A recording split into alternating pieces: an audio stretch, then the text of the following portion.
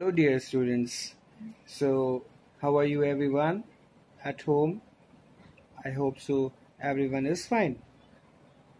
In my previous video, you can understand what exactly the electrochemistry is, and I hope so. You're just preparing the notes as well. In today's video, we will discuss about the important definitions of electrochemistry, which is really very essential, or you can say very important for the next topic which is coming, that is Kohlrausch law and its applications. So let's see that what we have to study today. आज के video की हम शुरुआत करते हैं और आज के वीडियो में देखते हैं हमें क्या स्टडी करना है। और हमें स्टडी करने हैं ये टॉपिक्स और ये important definitions: electronic conductors, electrolytic conductors, factors affecting electrolytic conduction, Ohm's law, resistance, conductance, resistivity, specific conductance जिसको हम conductivity भी कहेंगे, and the molar conductivity. एक और आपकी conductivity होती है जिसको हम बोलते हैं आपके equivalent conductivity. We can also consider that thing as well. Let's start. First, you can say topic. Well, आज जो फर्स्ट टॉपिक है हम ले रहे हैं वो है आपके conductors and insulators, right. Conductors और इंसुलेटर्स को हमें समझना है। तो कंडक्टर्स क्या होते हैं? Naturally they are those substances which can conduct the current, जो इलेक्ट्रिसिटी को पास कर सके, राइट। अगर डेफिनेशन वाइज देखा जाए तो हम कह सकते हैं those substances which allow electricity to pass through them, they are called what? Conductors. And you know that the conductors are, जब जितने भी कंडक्टर्स के बारे में बात करें, अगर हम कोई मेटल के बारे में बात करते हैं तो वो एक क्या बोलते हैं? कंडक्टर है, राइट। अगर हम बात करें कोई भी और इलेक्ट्रोलाइट के लिए, जैसे हम पर्टिकुलर बात करें, जैसे हमने NaCl का एक सोल्यूशन लिया, राइट, वो भी एक कंडक्टर ही तो है, राइट। तो दो substances which can conduct electricity, basically उनको हम कंडक्टर्स कहेंगे, राइट। अब इंसुलेटर्स के लिए बात करें तो इंसुलेटर्स क्या हुए? इंसुलेटर वो अपोज करेंगे, आपके करंट फ्लो होने नहीं देंगे, राइट। तो हम का डेफिनेशन वाइज क्या लिख सकते हैं? They are those substances which do not allow basically the electricity to pass through, basically उनमें से पास नहीं होना चाहिए, तो वो इंसुलेटर्स होते हैं। तो कंडक्टर्स और insulators I hope so clear हो गए होंगे। बहुत सिंपल सी डेफिनेशंस हैं। यहाँ इंसुलेटर का अगर हम एग्जांपल अगर शो करना चाहें तो यहाँ पर हम रबर ले सकते हैं, राइट, वुड ले सकते हैं। ये नेचुरली क्या बोलते हैं? करंट फ्लो करने में हेल्प नहीं करते हैं, राइट। आइए देखें कंडक्टर्स जो हमने समझाए वो कितने तरह से हम एक्सप्लेन करेंगे, राइट। तो दो तरह के हुए, एक तो हुआ इलेक्ट्रॉनिक कंडक्टर, एक हुआ इलेक्ट्रोलाइटिक कंडक्टर, राइट। तो बेसिकली पहले हम बात कर लेते हैं, जैसे इलेक्ट्रॉनिक कंडक्टर जो होते हैं, इलेक्ट्रॉनिक कंडक्टर वो होते हैं बेसिकली जो इलेक्ट्रॉन्स का फ्लो करते हैं या इलेक्ट्रॉन्स के फ्लो करने में हेल्प करते हैं, right. There are those substances which conduct electricity without undergoing any decomposition. मतलब कोई decomposition reaction यहाँ नहीं हो रही है, ब्रेक नहीं हो रहा है कोई अपने आयंस के अंदर, क्लियर। तो इलेक्ट्रॉनिक वे में हम क्या बोलते हैं इसको समझ सकते हैं, क्लियर। तो वो यहाँ हम इलेक्ट्रॉनिक कंडक्टर्स को डिस्कस कर सकते हैं। यहाँ अगर हम एग्जाम्पल के लिए बात करें तो यहाँ हम ले सकते हैं इसमें एग्जाम्पल कोई मेटल का। अब मेटल दुनिया भर की होती हैं, जैसे हमने लिया गोल्ड, राइट, एक लिया हमने क्या? सिल्वर, कॉपर, और भी कई मेटल्स हम इसमें कंसीडर कर सकते हैं, क्लियर। एक चीज और यहाँ पर ले सकते हैं जिसको हम बोलते हैं ग्रेफाइट, राइट। तो ग्रेफाइट को भी यहाँ कंसीडर किया जा सकता है। तो वो हो गए आपके इलेक्ट्रॉनिक कंडक्टर्स। चलिए आइए देखते हैं इलेक्ट्रोलाइटिक जो कंडक्टर्स हैं वो क्या होते हैं, राइट।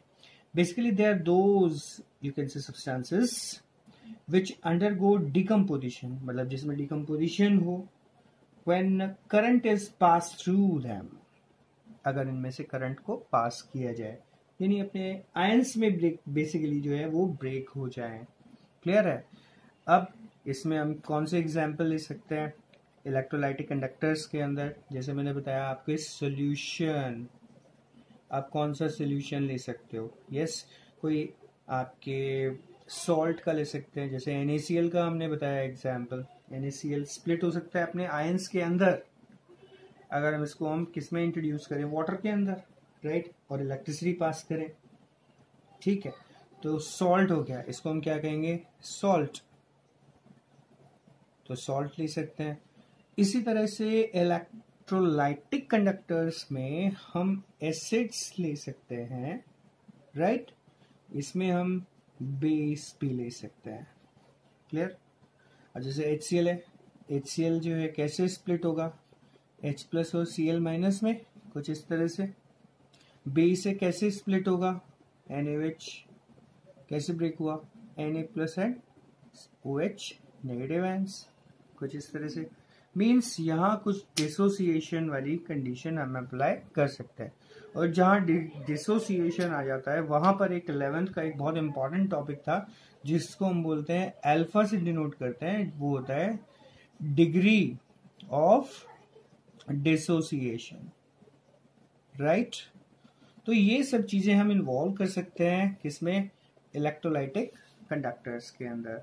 तो this is the basic difference between what electronic conductors, जिसमें हम कोई मेटल और इन ग्रेफाइट को हम कंसीडर कर सकते हैं, और इलेक्ट्रोलाइटिक कंडक्टर्स जो होते हैं इनमें हम डिसोसिएशन जिनके अंदर हो सकता है, बेसिकली जैसे कि सॉल्ट के अंदर।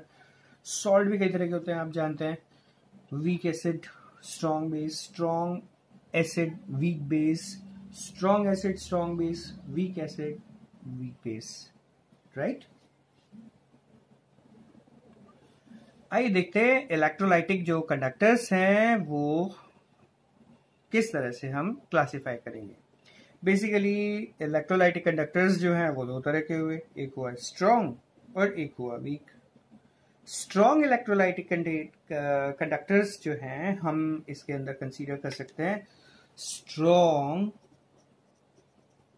एसिड्स को, या फिर ले सकते हो स्ट्रॉन्ग बेस, करेक्ट। अब स्ट्रॉन्ग एसिड, स्ट्रॉन्ग बेस जो होते हैं, अगर हम यहां ले रहे हैं फॉर एग्जांपल के लिए, जैसे हम हाइड्रोक्लोरिक एसिड लें, ये स्ट्रॉन्ग एसिड हो गया, राइट। सल्फ्यूरिक एसिड जो है ये भी आपके स्ट्रॉन्ग एसिड हुआ। स्ट्रॉन्ग बेस के बारे में बात करें तो strong base, strongest one that is the NaOH, और एक और एग्जांपल ले सकते हैं हम KOH, पोटेशियम हाइड्रोक्साइड।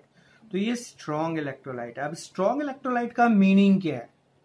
अब स्ट्रॉन्ग इलेक्ट्रोलाइट का मीनिंग ये है कि कोई भी अगर एसिड है, राइट, जो कि स्ट्रॉन्ग है, क्लियर है, वो एसिड कंप्लीटली अपने आयंस में डिसोसिएट होगा और फास्टली अपने आयंस में डिसोसिएट होगा, राइट।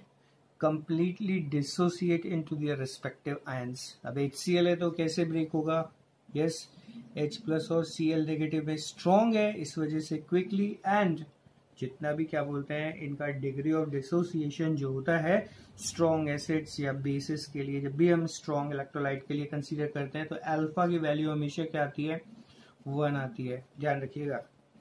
तो इलेक्ट्रोलाइट जो होते हैं स्ट्रॉन्ग, वो कंप्लीटली डिसोसिएट होते हैं अपने रिस्पेक्टिव आयंस के अंदर, राइट। तो हम स्ट्रॉन्ग इलेक्ट्रोलाइट्स को कंसीडर कर सकते हैं। यहां दूसरी तरफ देखा जाए तो वीक इलेक्ट्रोलाइट जो होते हैं, अब वीक इलेक्ट्रोलाइट में हमने नेचुरली ले सकते हैं आपके वीक एसिड और वीक बेस, ये कंसीडर किए जा सकते हैं। अब वीक एसिड कौन सा हुआ? वीक एसिड हुआ जैसे एसिडिक एसिड हुआ, ठीक है। वीक बेस कौन सा हुआ? वीक बेस के जब बात करें तो आप शो कीजिएगा what? NH4OH, ammonium hydroxide for example के लिए। अब वीक इलेक्ट्रोलाइट का मीनिंग क्या है? वीक इलेक्ट्रोलाइट का मीनिंग है जिसका degree of dissociation is less than what 1, यानी अल्फा का वैल्यू डेफिनेटली किसके 1 से लेस होना चाहिए। क्लियर है? तो यहाँ पर एग्जाम्पल से अगर समझना चाहे तो एसिटिक एसिड है वो वीकली डिसोसिएट हो रहा है, that means less number of you can से H+ आयंस, और एसिटेट आयंस यहाँ हमको मिल रहे हैं। तो weekly dissociated into their respective ions, so that will be what a weak electrolyte. ठीक है। स्ट्रॉन्ग इलेक्ट्रोलाइट ज्यादा अमाउंट में करंट को कंडक्ट करेगा नो डाउट, और वीक इलेक्ट्रोलाइट जो होगा वो लेस, राइट। आइए देखें अगला टॉपिक जो है वो है फैक्टर्स अफेक्टिंग इलेक्ट्रोलाइटिक कंडक्शन, यानी कि ऐसे कौन कौन से फैक्टर्स हैं जो कि कंडक्टेंस को आपके अफेक्ट करने वाले हैं। ऑलराइट, जिसमें फर्स्ट नंबर हम ले रहे हैं वो है आपकी nature of the electrolyte, electrolyte का नेचर। जैसे हमने अभी शो किया था प्रीवियस स्लाइड में कि अगर हम स्ट्रॉन्ग इलेक्ट्रोलाइट लेते हैं, अगर हम स्ट्रॉन्ग क्या ले रहे हैं इलेक्ट्रोलाइट, ठीक है, तो बेसिकली जो कंडक्टेंस होगा वो क्या होगा आपके ज्यादा होगा, राइट। तो स्ट्रॉन्ग अगर इलेक्ट्रोलाइट ले रहे हो, ठीक है, तो क्या होगा आपकी कंडक्शन ज्यादा होगा। ओके, और अगर वीक ले रहे हैं, ठीक है, वीक इलेक्ट्रोलाइट अगर हम ले रहे हैं तो बेसिकली क्या होगा, यस, इलेक्ट्रिकल कंडक्शन कम होगा। ठीक है, तो this is the nature of the electrolyte, strong है या वीक है। नंबर 2 यहां हम बात करें साइज ऑफ द आयन। अगर मान लीजिए एक कोई भी सब्सटेंस है, कोई भी सब्सटेंस वो डिसोसिएट हो रहा है अपने आयंस में, और वो आयंस जो है कैसे हैं, बिगर आयंस है, बड़े आयंस है। ठीक है, तो बड़े आयंस जो होते हैं वो माइग्रेट करें अपने रिस्पेक्टिव इलेक्ट्रोड्स की तरफ, तो ये थोड़ा मुश्किल काम होगा, यानी कि इलेक्ट्रिकल कंडक्टेंस जो होगी, यानी कंडक्टेंस जो होगी बेसिकली वो क्या होगी, कम होगी, राइट। तो बिगर आयंस जो होंगे, बड़े आयंस जो होंगे, उनके रिस्पेक्ट में इलेक्ट्रोलाइटिक कंडक्शन जो होगा वो क्या होगा, कम होगा, राइट। सो बिगर आयंस इलेक्ट्रोलाइटिक कंडक्शन हमेशा क्या होगा, डिक्रीज होगा। ओके, तो हम इस तरह समझ सकते हैं। नंबर 3 यहां हम लेते हैं वो है nature of the solvent and it's viscosity. अब सॉल्वेंट का nature of the solvent, that means अगर सॉल्वेंट जो है पोलर है, राइट, अगर पोलर नेचर का सॉल्वेंट है तो डेफिनेटली क्या बोलते हैं, करंट इजीली पास होगा, यानी इलेक्ट्रोलाइट कंडक्शन जो होगा वो फास्ट होगा, ज्यादा होगा, in comparison to what, non polar substance, right. अगर सॉल्वेंट हमारे पास में वाटर है, वाटर क्या है, यस, पोलर सॉल्वेंट है, तो पोलर सॉल्वेंट हुआ तो इलेक्ट्रोलाइटिक कंडक्शन जो होगा वो फास्ट होगा, जल्दी होगा। क्लियर है। लेकिन अगर नॉन पोलर कोई अगर हम इलेक्ट्रोलाइट लेते हैं, जैसे कि आपकी CCl4 या फिर क्लोरोफॉर्म व्हाटएवर, बेंजीन, तो उनमें इलेक्ट्रोलाइटिक कंडक्शन जो होगा वो क्या होगा आपके, लेस होगा, कम होगा। क्लियर। और यहाँ एक बात की गई है वो है विस्कोसिटी की, तो विस्कोसिटी अगर ज्यादा होगी, क्लियर है, विस्कोसिटी अगर ज्यादा होगी तो आयंस को फ्लो करने में डेफिनेटली क्या होगा, आपकी प्रॉब्लम आएगी, राइट। तो यहाँ हम कह सकते हैं कि कुछ ना कुछ आपके बैरियर्स जो है ज्यादा रहेंगे, ऑब्स्टिकल्स ज्यादा रहेंगी, तो बेसिकली रेजिस्टेंस ज्यादा रहेगा, राइट। तो विस्कोसिटी अगर ज्यादा होगी तो इलेक्ट्रोलाइटिक कंडक्शन जो है या कंडक्टेंस जो है वो क्या होगा, हमेशा कम होगा। क्लियर है। आई थिंक पॉइंट नंबर 3 भी क्लियर हो गया होगा। ठीक है, आइए देखते हैं वो है concentration of the solution, right. अब ये एक बहुत इंपॉर्टेंट चीज है, इससे रिलेटेड हालांकि आगे हम एक छोटी सी चीज जो है स्टडी करेंगे, ठीक है, लेकिन इट्स वेरी इंपॉर्टेंट थिंग।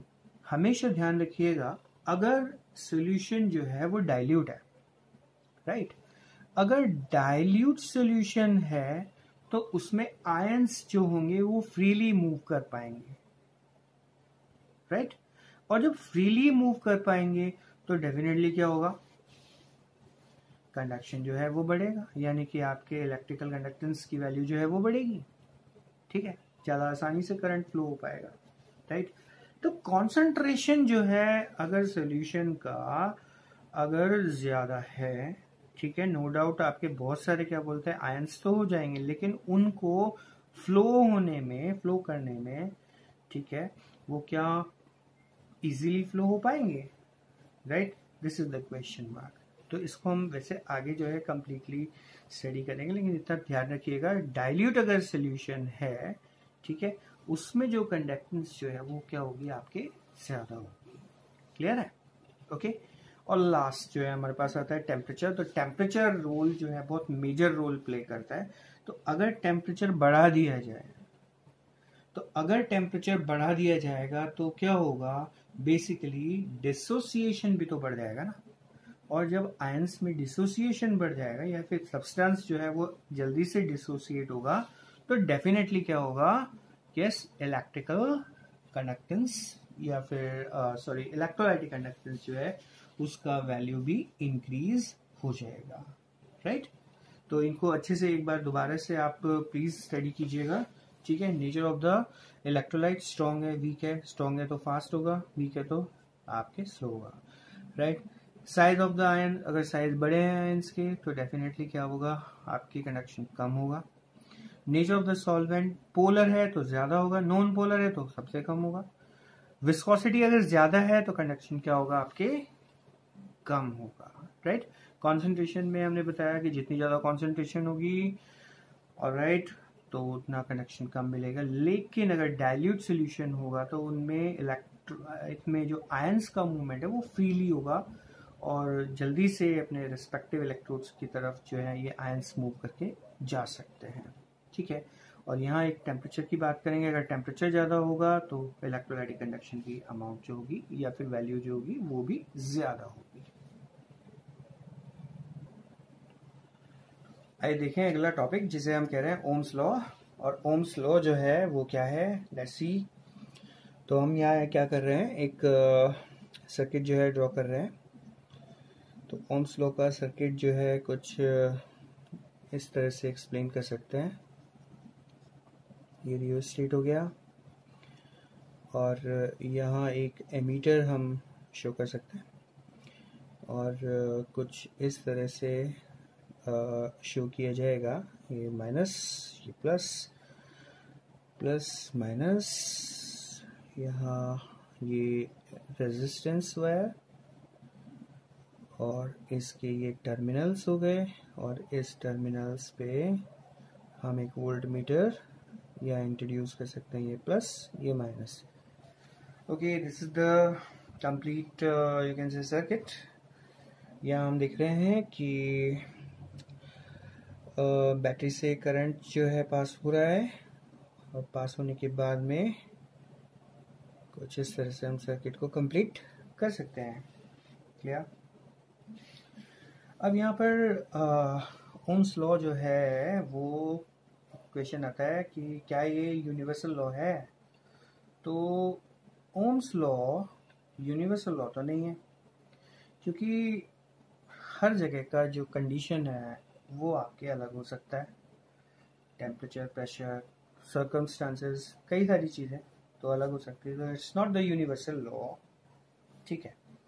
तो लॉ क्या कहता है बेसिकली, यहाँ V और I जो यहाँ करंट पास हो रहा है और यहाँ अक्रॉस द वायर, इस रेजिस्टेंस के अक्रॉस द वायर जो पोटेंशियल डिफरेंस है वो अगर 1 वोल्ट आ रहा है या वोल्ट आ रहा है, जो भी है, ठीक है, उसका बेसिकली आपके कोरिलेशन है। तो लॉ ये कह रहा है आपके V directly proportional to I, right. जैसे जैसे वोल्टेज बढ़ेगा, पोटेंशियल डिफरेंस, वैसे वैसे आपके I का वैल्यू बढ़ेगा, या I बढ़ेगा तो V बढ़ेगा, इस तरह से भी समझ सकते हैं। यानी कि V और I के बीच में अगर हम ग्राफ प्लॉट करते हैं तो वो एक स्ट्रेट लाइन आती है, ठीक है। यहाँ प्रोपोर्शनल साइन हटाएंगे तो हमारे पास आएगा एक कांस्टेंट जिसको हम बोल रहे हैं आर, ये हो गया आई, और इस आर का हम यहाँ पर वैल्यू निकाल सकते हैं। आर इक्वल टू हो जाएगा वी अपॉन आई। तो this is the resistance basically. यहाँ पर हम इक्वेशन नंबर 1 इसको कंसीडर कर लेते हैं। तो एक बार एक बहुत सिंपल सी चीज़ है, हालांकि आप सब समझदार हैं, जानते होंगे आई थिंक, कि डेफिनेशन ऑफ 1 ओम, राइट। 1 ओम इसका डेफिनेशन क्या होगा, राइट। तो देखते हैं 1 ओम का डेफिनेशन क्या होगा। अगर करंट जो फ्लो हो रहा है वो आपके 1 एम्पियर फ्लो हो रहा है इस सर्किट में, राइट, और ये जो रेजिस्टेंस है इसके अक्रॉस, ये जो हमने क्या बोलते हैं वोल्ट मीटर लगाया है, यहाँ पोटेंशियल डिफरेंस जो है अगर 1 वोल्ट का मिलता है, क्लियर, तो इस वायर का रेजिस्टेंस वो होगा 1 ohm, right? So this is the definition of what you can say 1 ohm. What when the 1 ampere current is passed through the conductor wire in a specific condition, no doubt, then the potential difference occurs across the wire that will be 1 volt. Then obviously the resistance of the wire should be 1 ohm. तो ये 1 ohm का definition हो गया। तो 1 ohm that will be equal to what? 1 volt upon 1 ampere, right? तो ये 1 ohm का definition भी आप इस तरह से शो कर सकते हैं। आई होप सो सबको क्लियर हो गया होगा ओम्स लॉ, ठीक है। फिजिक्स में भी आपने स्टडी किया है, ओके। नेक्स्ट जो डेफिनेशन आती है हमारे पास में वो है कंडक्टेंस की, और कंडक्टेंस को हम लिखते हैं जी से, राइट। अब कंडक्टेंस क्या होती है वो देख लेते हैं। तो कंडक्टेंस जो होती है जिसको हम जी से रिप्रेजेंट कर रहे हैं वो हमेशा रेसिप्रोकल होगी किसकी? रेजिस्टेंस, इलेक्ट्रिकल रेजिस्टेंस की, राइट। यानी G that will be equal to 1 by R. It's a very important thing, clear. अगर डेफिनेशन इसका याद रखा जाए तो क्या लिख सकते हैं? डेफिनेशन लिख सकते हैं the reciprocal of the electrical resistance is called conductance, right. अब इसकी यूनिट अगर कोई पूछते हैं तो क्या बताएंगे?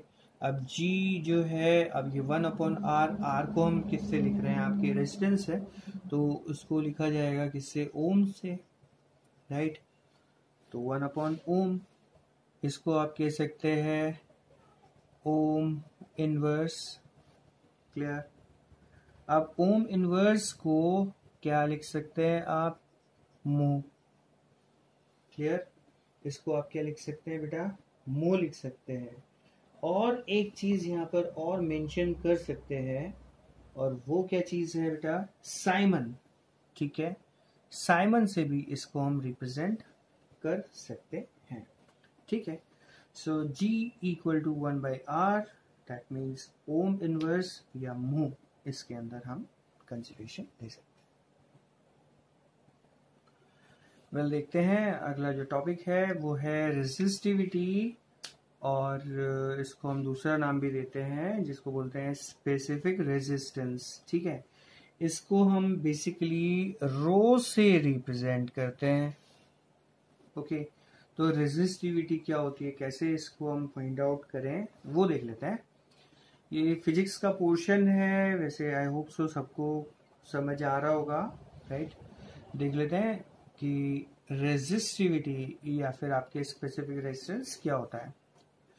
वेल, अब इतना तो सब जानते हैं कि जो रेजिस्टेंस है वो डायरेक्टली प्रोपोर्शनल होता है लेंथ के, ठीक है। और आर यानी कि रेजिस्टेंस इनवर्सली प्रोपोर्शनल होता है क्रॉस सेक्शनल एरिया के, राइट। तो अगर हम दोनों इक्वेशंस को मिक्स एंड मैच करें तो हमारे पास आता है R directly proportional to L by A। Okay, अब यहाँ पर हम एक क्या लगा सकते हैं, प्रोपोर्शनल साइन को रिमूव करके कांस्टेंट जो है आपके R that is equal to rho L upon A। ठीक है, यहाँ ये जो रोल हमने लगाया है, रो जो है वो है आपके स्पेसिफिक रेजिस्टेंस। ठीक है, अब स्पेसिफिक रेजिस्टेंस रो, ठीक है, यहाँ मेंशन किया जा सकता है that is equal to R A upon L, right.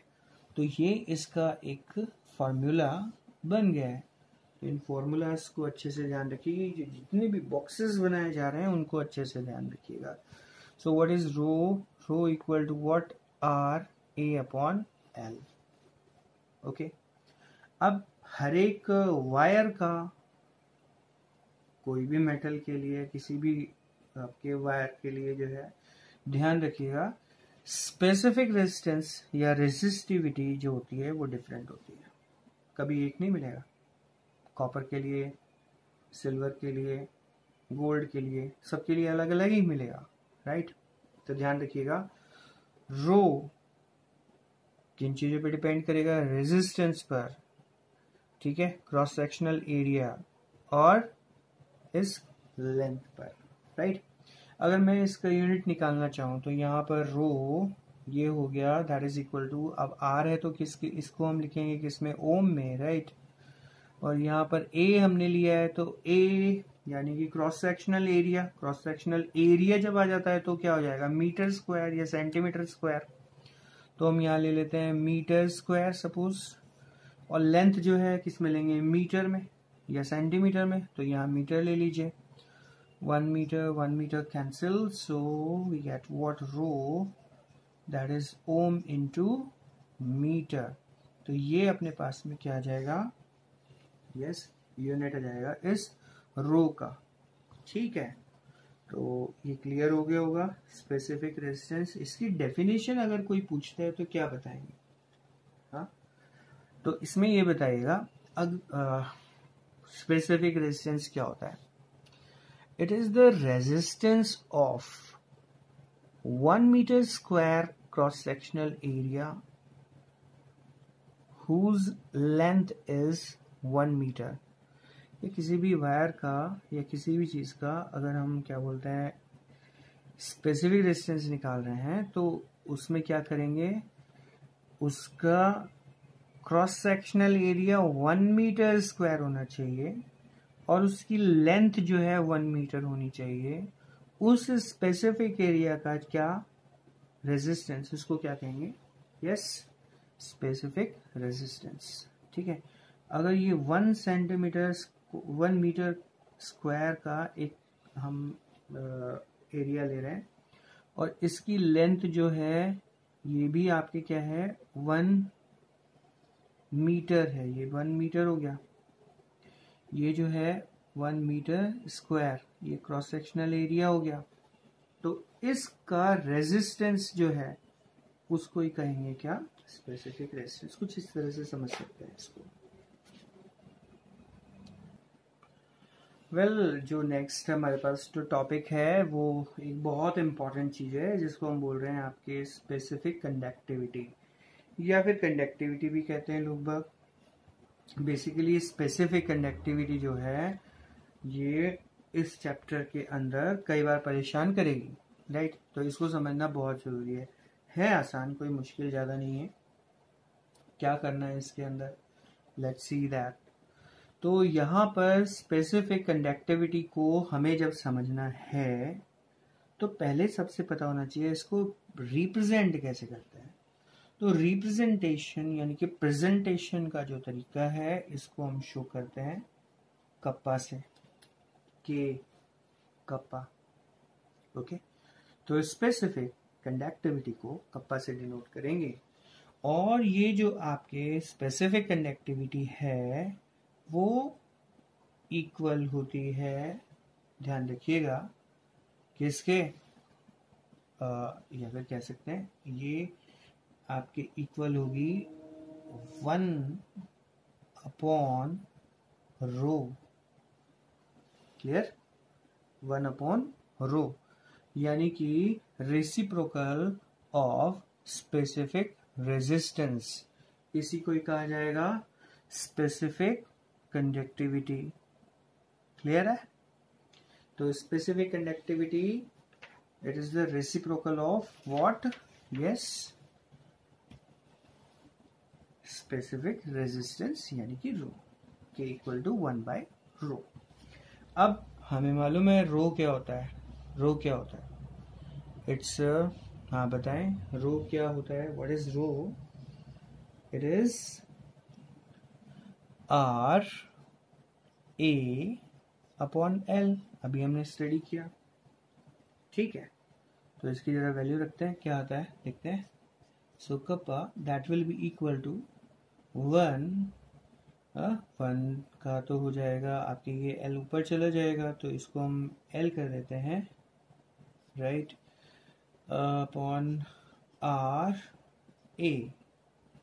Clear? So this is the what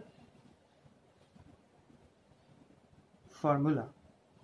तो यहाँ पर अगर हम एक चीज और शो करें, हमने बताया आपके 1/रो क्या होता है, 1/R जो होता है वो किसके इक्विवेलेंट होता है, G के, कंडक्टेंस के। So kappa that is equal to what, G upon what, A। कुछ इस तरह से भी मेंशन कर सकते हैं। तो इक्वेशन नंबर 1 हमारे पास है, equation number 2, equation number 3, correct. अब देख लेते हैं इसका क्या यूनिट। अब यूनिट क्या होगी इसका, सोचिए, यूनिट तो होगा क्या, यहाँ अगर यूनिट देखें तो कप्पा का यूनिट अगर निकालें इक्वेशन नंबर 2 से, तो L क्या है, लेंथ है, तो लेंथ क्या हुआ आपके मीटर में ले लीजिए, अपॉन R क्या है, ये आपके क्या हुआ, R रेजिस्टेंस यानी कि ओम। क्लियर? और मीटर, ये मीटर स्क्वायर जाएगा, A मीटर स्क्वायर, कैंसिल कीजिए, kappa equal to what, it's, इसको ऊपर लेके जाएंगे तो हमारे पास आएगा ohm inverse into metre inverse. Clear है? Ohm inverse metre inverse. अब ओम इनवर्स को क्या कहेंगे आप, ओम इनवर्स को क्या कहा जाएगा, इसको कहा जाएगा यस मू, राइट, इनटू मीटर इनवर्स, या कह लीजिए इसको साइमन इनटू मीटर इनवर्स। तो ये इसकी क्या हो जाएंगी, यूनिट्स। आइए एक बहुत इंपॉर्टेंट चीज देखें, एक खतरनाक चीज जो है जिसे हम बोल रहे हैं आपके मोलर कंडक्टिविटी। डरते हैं बच्चे इससे, समझ नहीं आता है, तो समझना बहुत जरूरी है। देखते हैं क्या चीज है ये। तो मोलर कंडक्टिविटी को समझने के लिए एक सुंदर सा डायग्राम हमें बनाना पड़ेगा, और वो सुंदर सा डायग्राम कुछ ऐसा होगा। एक इलेक्ट्रोलाइटिक कंटेनर लेना होगा, कुछ ऐसे, ओके। अब यहाँ पर हमने 2 आपके प्लेट्स कुछ इस तरह से, ठीक है, तो ये हुआ सपोज कीजिए एनोड, राइट, और इसी तरह से एक दूसरा हम यहाँ पर इलेक्ट्रोड और प्लेस कर रहे हैं, वो है ये कैथोड, ठीक है। अब यहाँ इस इलेक्ट्रोड के लिए जैसे बात की जाए, या इसके लिए, ठीक है, इसका जो क्रॉस सेक्शनल एरिया है वो 1 सेंटीमीटर स्क्वायर या 1 मीटर स्क्वायर, जैसे आप कहना चाहें। सपोज कीजिए 1 सेंटीमीटर स्क्वायर मीन्स ये वाला जो लेंथ है और ये जो लेंथ है, ठीक है, विड्थ और ये 1 सेंटीमीटर, ये भी 1 सेंटीमीटर, ठीक है।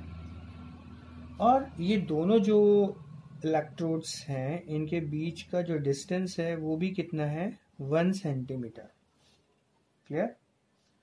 So basically two electrodes which are placed at 1 centimeter distance whose you can say cross sectional area is 1 centimeter square। तो बेसिकली ये क्यूब नहीं डेवलप हो गया, अगर देखा जाए तो ये क्यूब बन गया ना एक तरह का। देखिए इसका वॉल्यूम अगर चेक किया जाए कितना आएगा, it's 1 centimetre cube, centimetre centimetre centimetre, right. तो ये चीज ध्यान रखिएगा। तो दो इलेक्ट्रोड इस तरह से प्लेस करें आपस में, इनके बीच में जो डिस्टेंस है वो कितना है, 1 सेंटीमीटर, और इनका क्रॉस सेक्शनल एरिया कितना है, 1 सेंटीमीटर स्क्वायर। अब हमने क्या किया है, यहाँ पर इलेक्ट्रोलाइटिक सोल्यूशन इसके अंदर फिल कर दिया है। अब इलेक्ट्रोलाइटिक सोल्यूशन मैंने बताया ना आपको क्या होता है। इलेक्ट्रोलाइटिक सोल्यूशन जो है एक ऐसा सोल्यूशन है जो एक सॉल्वेंट रखता है जिसके अंदर कोई इलेक्ट्रोलाइट हमने डाला और वो अपने आयंस में डिसोसिएट हो गया है, राइट। यहाँ हम जो इलेक्ट्रोलाइटिक सोल्यूशन ले रहे हैं वो है 1 मोलर, उसकी कॉन्सेंट्रेशन कितनी है, 1 मोलर। अब जरा डेफिनेशन सुनिएगा। डेफिनेशन ये है, the conductance of 1 molar electrolytic solution where the electrodes are placed at 1 centimeter distance whose cross-sectional area is 1 centimeter square, right? This is the right definition. या दूसरे वर्ड्स में हम कह सकते हैं the specific resistance of the 1 molar what electrolytic solution is called molar conductivity. Both are correct. But the definition is accurate one. You can say the conductance of the 1 molar electrolytic solution. 1 molar electrolytic solution is there. That's why it has been called what? Molar conductivity. So the conductance of the 1 molar electrolytic solution where the electrodes are placed at 1 centimeter distance whose cross-sectional area is what?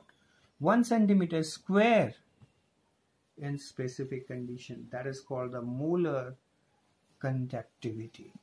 Okay, it's a very important thing. इसको 10 बार 20 बार कितनी बार भी आप क्या बोलते हैं पढ़ें, और अच्छे से पढ़ें, याद होना चाहिए। और ये याद है तो कोलेरोस लॉ आपको आ गया, ओके, गारंटीड। तो मोलर कंडक्टिविटी ये आना चाहिए। It is the conductance of the 1 molar electrolytic solution where the electrodes are placed at 1 centimeter distance whose cross-sectional area is 1 centimeter square in specific condition, that is known as what? Molar conductivity. Okay. अब इसको show करने के लिए हमारे पास में एक तरीका है। देखो, इसको शो करने के लिए हमें चाहिए कैप एम। तो कैप एम का डायरेक्ट मीनिंग क्या है? मोलर कंडक्टिविटी से, ठीक है। अब molar conductivity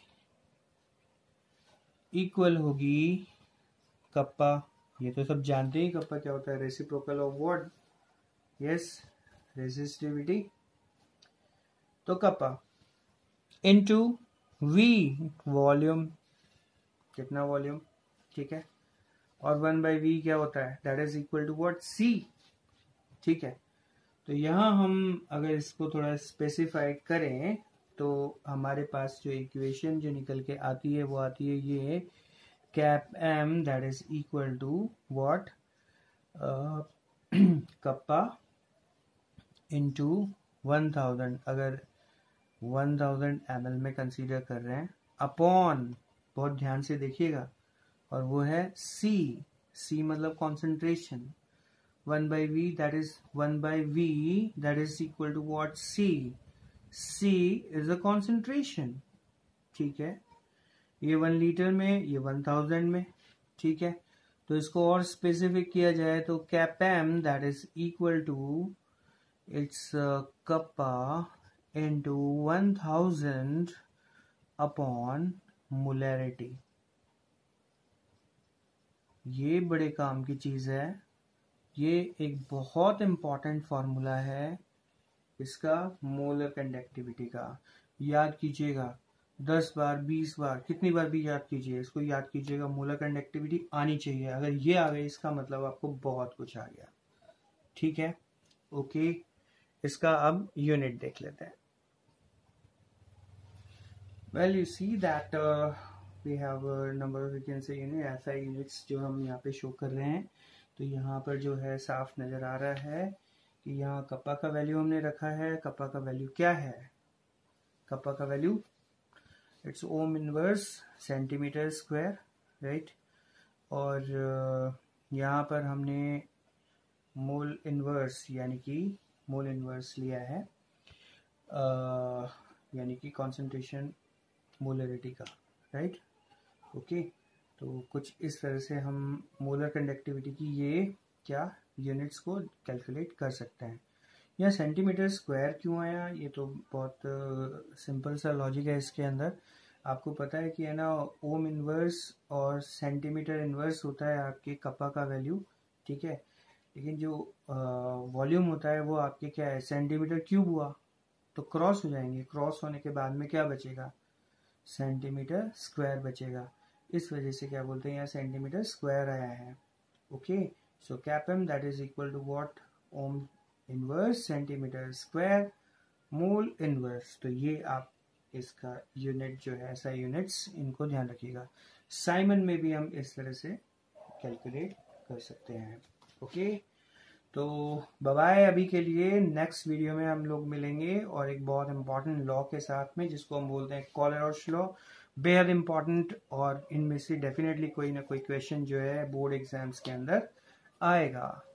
till then bye bye, take care.